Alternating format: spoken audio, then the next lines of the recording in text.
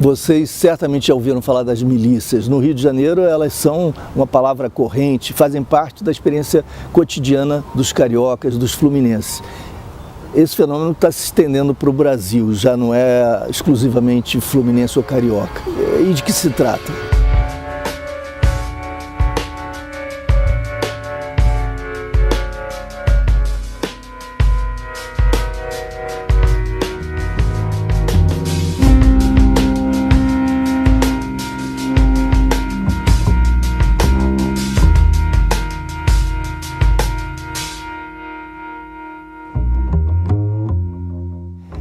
E de que se trata? Nós estamos falando de policiais na ativa e alguns inativos que dominam um determinado território pelo poder das armas, pela força, impondo taxações ilegais a todas as atividades econômicas praticadas nesse espaço que está sob seu controle.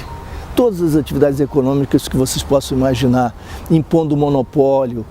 Então, por exemplo, na venda de gás, é preciso comprar naquela loja da milícia, com preço elevado, imposto artificialmente pela milícia, o acesso à luz, o acesso à água, o acesso à TV por assinatura, tudo isso é mediado, é controlado, é submetido ao domínio miliciano. Essas taxações constituem o que a gente chama uma exação fiscal paralela e ilegal. É como se houvesse ali um Estado recolhendo impostos ilegalmente. Até o acesso à terra é mediado pelas milícias, controlado pelas milícias, como se as milícias fossem donas do solo. Migrações internas estão sendo estimuladas por isso, porque as milícias constroem prédios. Houve um acidente recentemente com muitas mortes no Rio de Janeiro, um prédio desabou porque estava construído de uma maneira precaríssima. Essa construção precária resulta em negócios que interessam as milícias. Elas constroem, atraem um público que oferecem os apartamentos por preços muito inferiores aos do mercado, são artificiais, porque as construções são ilegais, etc. E pessoas vêm então da Baixada, de outros lugares, buscando ali o abrigo. E isso tudo sob manipulação miliciana. Minha Casa Minha Vida, programas populares desse tipo, nessas regiões acabam sendo submetidos à ordem, ao controle miliciano, e as taxações, aluguéis artificiais que são impostos também são recolhidos ali por milicianos. Quem desobedece morre, sofre suplícios, torturas ou morre. Há uma, entre aspas, justiça local, com as regras próprias, em cada caso, regras diferentes, dependendo das milícias. Antigamente, no começo dessa terrível história, as milícias executavam publicamente as pessoas, torturavam diante da população e matavam diante da população como forma de impor pelo terror o seu domínio, a forma de atemorizar. Eram casos exemplares, educativos, entre aspas, né? Agora não mais, desde que houve a mudança de significado da palavra milícia. Isso tem a ver com a luta do deputado estadual Marcelo Freixo, que liderou uma CPI, foi relator de uma CPI na Assembleia Legislativa sobre as milícias. É fruto também do trabalho de um delegado respeitabilíssimo, muito corajoso, Cláudio Ferraz, que iniciou antes ainda da CPI todo um trabalho de investigação a respeito das milícias, chegando a prender quase 500 milicianos. Antes, ninguém tinha sido preso, as autoridades diziam que não havia isso, não havia milícias, ou algumas ainda mais arrojadas e mais cínicas diziam que milícias eram autodefesa comunitária. Já que o Estado não oferece segurança, era justo e razoável que houvesse milícias. Algumas autoridades diziam isso. Por exemplo, o presidente Jair Bolsonaro dizia isso. O ex-prefeito César Maia dizia isso. Pai do Rodrigo Maia, que hoje é presidente da Câmara. O ex-prefeito Eduardo Paes dizia que não havia milícias, etc. No entanto, os políticos tantas vezes foram eleitos com o apoio das milícias, porque elas foram se tornando fundamentais para a política, foram penetrando o mundo político. Os traficantes de substâncias ilícitas negociam, agora isso está sofrendo uma mudança justamente por conta da inspiração miliciana, mas originalmente eles tratavam de drogas, desse nicho de mercado. As milícias perceberam que podem extrair muito mais lucro, não só negociando drogas, que eles também fazem, mas tomando conta do conjunto da economia. Os traficantes vendiam acesso, alugavam acesso a candidatos em períodos eleitorais, acesso ao território sob seu domínio. Alguém quer ir a essa favela, o dono do morro impõe um preço, você pode fazer campanha lá nessas condições, pagando isso ou aquilo. Vendiam também acesso exclusivo, monopólio, aí é mais caro, só você vai ter acesso a essa favela. Isso tudo se conhecia, isso se realizava. Mas não havia pretensão de infiltração na política. O traficante tinha lá a sua área de atividade e pronto. Nenhum conhecimento da política, interesse pela política, ligação com a política, salvo excepcionalmente. As milícias não. Veja, nós estamos falando de policiais, homens maduros, com mais experiência, com mais conhecimento. Eles perceberam que eles podiam se candidatar diretamente, não só vender voto, vender acesso, se candidatar e se impor aos territórios, atemorizando a população, dizendo que teriam acesso aos votos, seriam capazes de descobrir quem votou em quem, etc., e dessa forma garantindo suas próprias eleições e reeleições. Então começaram a penetrar diretamente o mundo político. Além disso, estabelecendo relações orgânicas e íntimas do ponto de vista político com candidatos, com partidos. Então, no Rio de Janeiro, isso aconteceu tantas vezes. O filho do presidente, que hoje é senador, por exemplo, condecorou vários milicianos depois deles terem sido condenados, alguns deles, como milicianos. Ou seja, uma condecoração à milícia, ela própria. O presidente Jair Bolsonaro dizia, quando deputado, que os grupos de extermínio eram bem-vindos, que as chacinas eram bem-vindas porque ajudariam a limpar o Rio de Janeiro dos bandidos. Há um pronunciamento dele que está no YouTube em que ele diz, olha, isso que houve na Bahia, ele se referia a uma chacina na Bahia, é bem-vinda no Rio de Janeiro, essa prática é bem-vinda. Se esse grupo de extermínio quiser vir para o Rio de Janeiro, é bem-vindo, porque lá não há segurança pública, então nós vamos convidar esses grupos para que executem entre aspas, os bandidos. Então, esse estímulo oficial, a prática de execução extrajudicial começa a sobrepor, deixa para nós muito clara a sobreposição entre a violência policial na base e a organização miliciana como grupos de extermínio e depois como grupos de domínio territorial e como grupos políticos. A interpenetração entre esses registros todos. E vejam duas formas mais importantes, a meu juízo, de formação, de gênese das milícias. É importante a gente conhecer a origem, não a origem histórica necessariamente, mas a origem lógica, a origem que nos permite compreender a dinâmica geradora do fenômeno, que é também, em parte, a história do fenômeno. Há duas principais origens para as milícias no Rio de Janeiro. A primeira delas, a autorização para matar. Quando a autoridade superior, governador, comandante-geral da Polícia Militar, chefe da Polícia Civil, secretário de Segurança, não importa. Quando a autoridade dá licença ao policial na ponta para matar ilegalmente, sem que seja uma questão de legítima defesa. Nós não estamos falando de legítima defesa, que por definição é legítima em toda a parte do mundo, de acordo inclusive com os princípios dos direitos humanos. Para todos os seres humanos, a defesa da própria vida se justifica. Nós estamos falando de execução.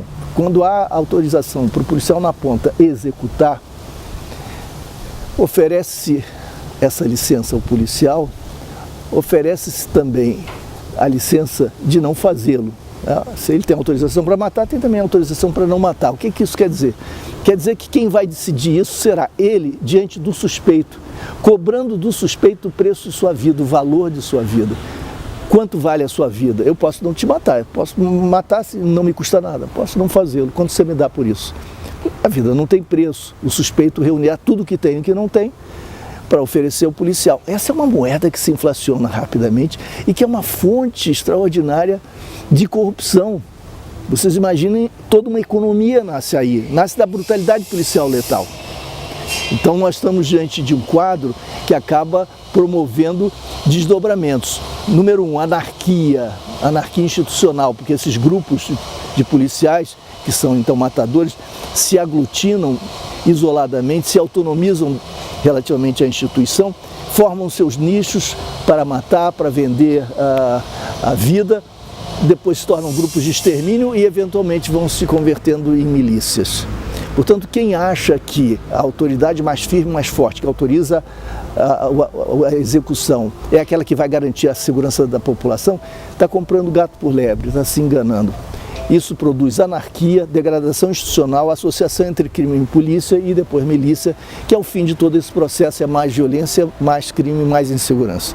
Segunda origem, o que nós poderíamos chamar gato orçamentário. Gato é a conexão entre o legal e o ilegal, é uma palavra usada no Rio de Janeiro. Então, o gato net é a ligação ilegal com a TV paga e assim sucessivamente. E existe o gato orçamentário, que se dá da seguinte maneira: o orçamento público, isso não só no Rio de Janeiro, apesar de ser enorme na área de segurança, é insuficiente para pagar salários dignos à massa policial.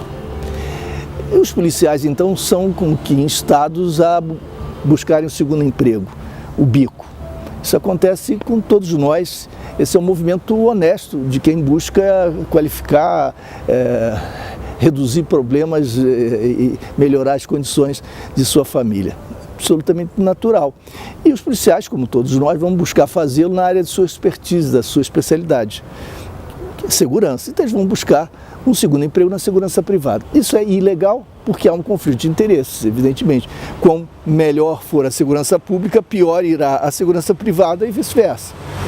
Então esse conflito de interesses torna ilegal que o policial, agente da segurança pública, se dedique à segurança privada. Mas isso ocorre, e ocorre por motivações, eu diria, honestas a despeito da ilegalidade. E muita gente, e muitos trabalhadores policiais, ocorre de uma maneira razoável e honesta.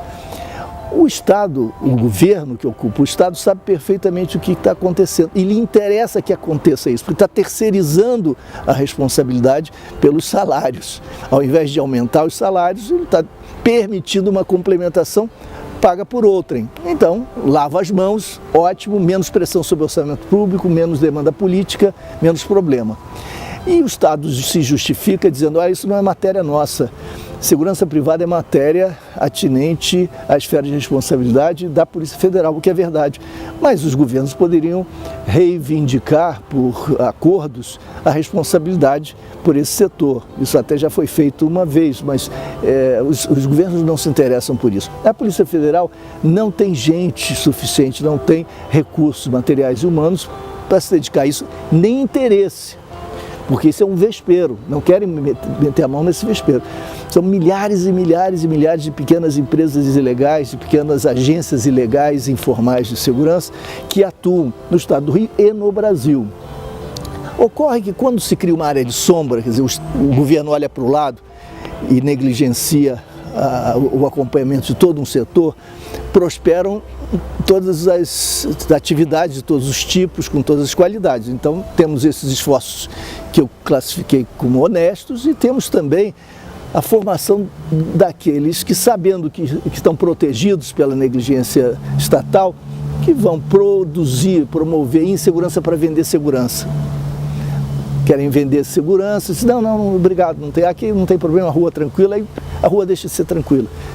Começam a ocorrer furtos de automóveis, etc. Tá bom, entendemos a mensagem, entendemos a chantagem, vamos contratar esses serviços, mesmo sendo ilegais, informais, etc. Vamos fazer isso. Até a formação das milícias. Essa área de sombra permite a criação dessas agências que geram insegurança para vender segurança, grupos de extermínio que se formam também com interesses comerciais, até a organização dessas máfias que exercem o poder local sob a forma das milícias armadas das quais nós falamos.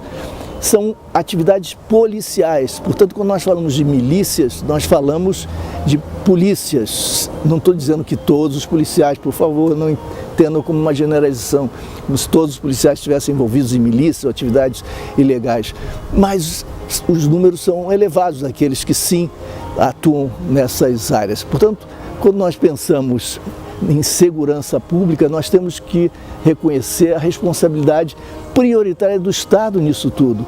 O Estado que não cumpre a LEP, a Lei de Execuções Penais no Sistema Penitenciário, suscitando a criação das facções criminosas, por exemplo, e destruindo tantas vidas de forma criminosa.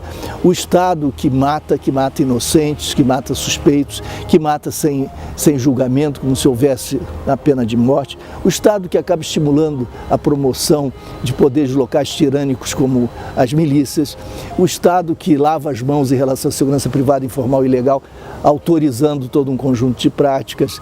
E o Estado que acaba sendo corresponsável pelo que de pior há, e o que de pior há não se distribui equanimemente entre todos nós. Se direciona e se concentra, vitimizando sobretudo aqueles que moram nos territórios vulneráveis e particularmente negros, particularmente pobres.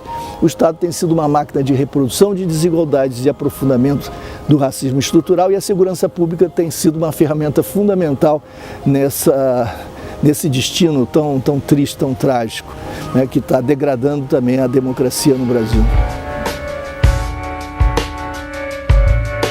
Meu nome é Luiz Eduardo Soares, eu sou antropólogo, cientista político, escritor. Estou agora lançando um livro que é fruto de um trabalho já de algumas décadas, que se chama Desmilitarizar, pela editora Boitempo.